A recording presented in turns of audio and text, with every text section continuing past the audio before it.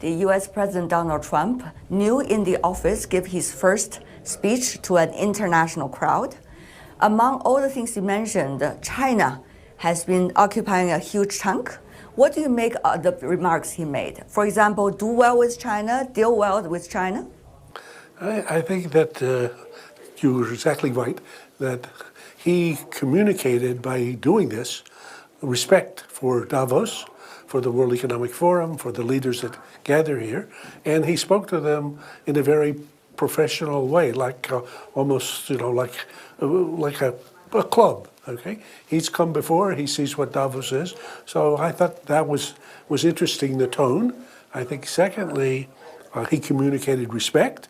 Third, he communicated his key messages that he's been stating through the campaign and stating afterwards, which is, this is a new golden age for America. Mm-hmm. Decline has ended, rise has begun.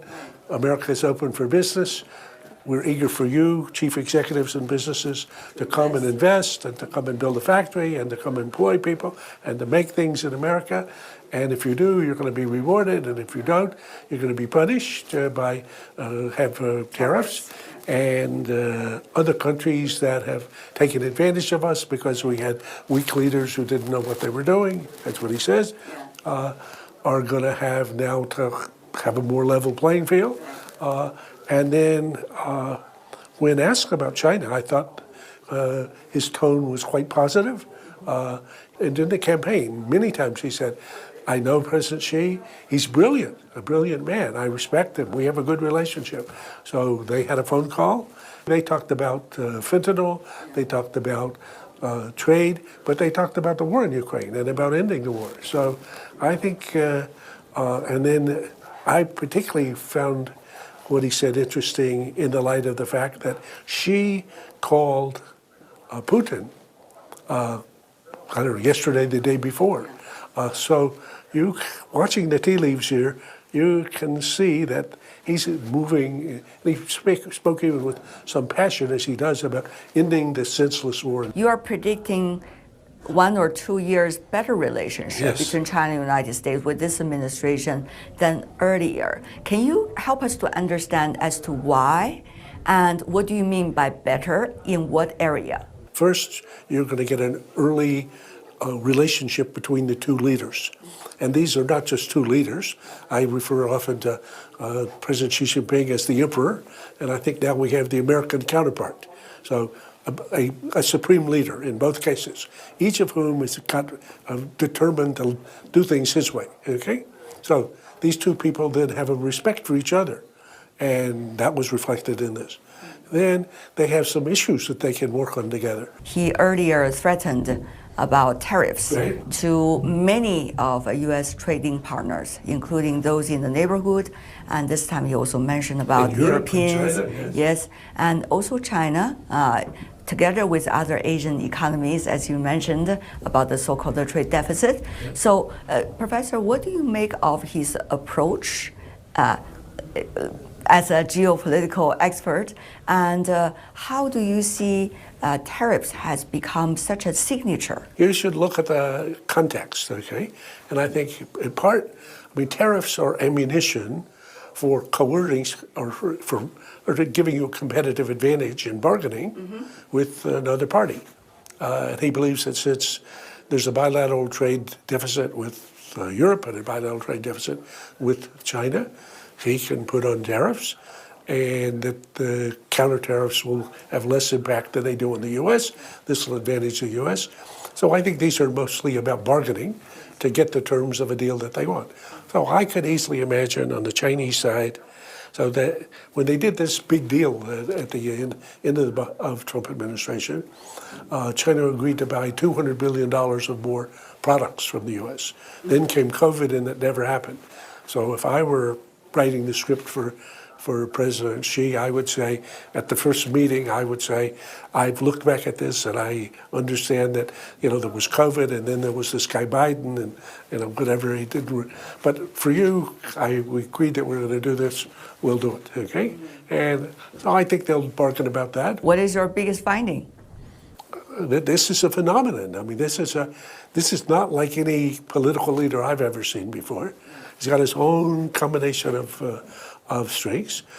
He's unpredictable, erratic sometimes. He likes being. If he hasn't provoked you, he's not happy. Yeah. He thinks if you provoke you and you kind of have chaos, that's good because it's going to precede me being able to enforce a better outcome than otherwise. How would you describe the early days of Trump 1.0, and Trump 2.0? Trump 1.0 was here clearly an amateur who had just accidentally got into politics, had no idea how politics worked, but still won. So a very competitive person and a very capable person. And now he's president, but he doesn't know how the government works. And he then appoints as his cabinet people whom he thinks like he's doing central casting, but who have absolutely contrary views from him. And then he's frustrated, okay? So now he experiences all this. He has 4 years to think about it, and he has been. So now you have a president who says to everybody, I am the chief executive. Loyalty is your first requirement. I decide, you execute. If you don't like that, you're going to be fired immediately. Professor, we see the administration, the makeup of the administration, especially in terms of foreign policy, there are quite a number of what some describe as China hawks. Traditional China hawks, yes. So with a president now talking relatively balanced toward China, vis-a-vis future days in working with this many in his administration, how things will turn out? If it were the previous administration, Trump 1, then you would be sure it's just going to be chaos. Okay? But in Trump 2, I think he has making it absolutely clear. And Susie Wiles, the chief of staff, who's one tough lady, Trump calls her the Ice Maiden. The Ice Maiden. So she, if you're doing something contrary to what Trump has decided to do, she calls you up and she says, "You have one more chance, okay?" And so she'll cut your never. She'll smile. She'll be nice. So she's going to be very tough. And I think that all the folks in the administration, and particularly, let's take Rubio as a very interesting example. The Secretary of State is going to be looking over his shoulder all the time thinking, okay, he's the president. Now, why did he appoint people who have such contrary views? That's another interesting story for somebody to pursue. I mean, that's the mainstream view. The mainstream view in America, both Democratic and Republican, is pretty hawkish, pretty negative about China. So, and especially in the Republican Party. So I think this will be interesting to see how people adjust. But if we look at the early tests, so when people began as it became clearer and clearer last summer that Trump had a real chance of winning, people like Rubio or Waltz, who previously would have voted in favor of aid for Ukraine, all of a sudden became against aid for Ukraine. Where did that come from? Come from looking. So I think they're going to be looking to see where he has a strong view. Yeah. They're going to be respectful. Now, there is talk, according to the media, U.S. media coverage, about Trump likely to make a trip to China around March, something like that. But then how important it is that the two leaders to meet, to talk more in details, and also be able to establish a more comprehensive web of channels of communicating with one another.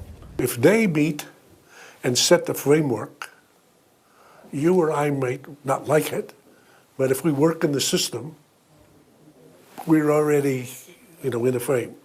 And so I would say, I think it's quite possible they're going to meet and talk frequently.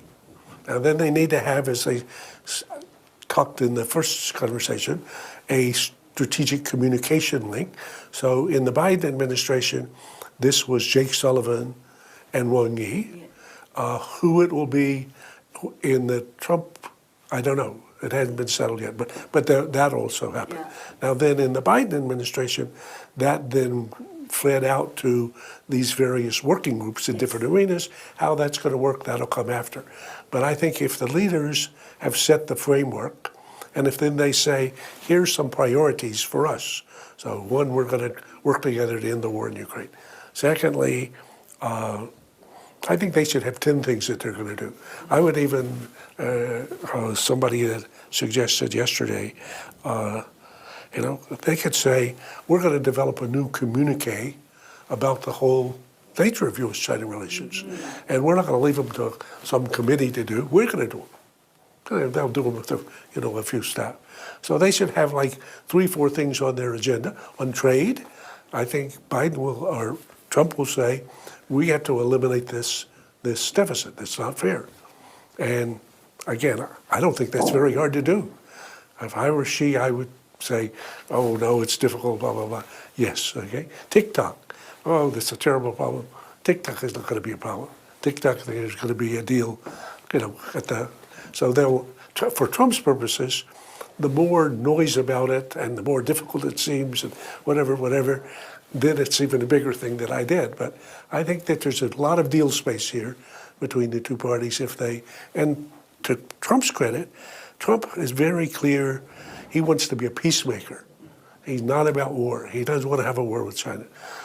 She is absolutely clear. War with the U.S. would be catastrophic for everything China wants. So you've got two people that have a similar idea. I think it's again, the space for them to work. So I don't want to be Pollyannish, but I'm certainly optimistic. Now, if you told me, can you tell the story how all this went awry? Absolutely, I can. There's many negative downsides, but I'm gonna end with the positive. We're likely to see more ups and downs in terms of rhetorics, at least, mm-hmm. and also the moods and sentiments. So how can we learn the lessons from Trump 1.0 in terms of bilateral relations? I would say, back to the thing I said before, do not take him literally. Don't take the theater, distracting. Take him seriously, look for the patterns, and expect to be shocked,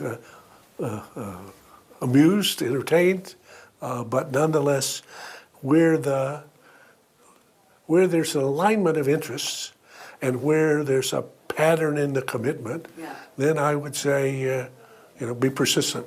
You notice that the latest discussion, at least in some academic papers, talking about in Washington and elsewhere, people should look at China with the right proportion in terms of challenge, rather than overblown out of proportion.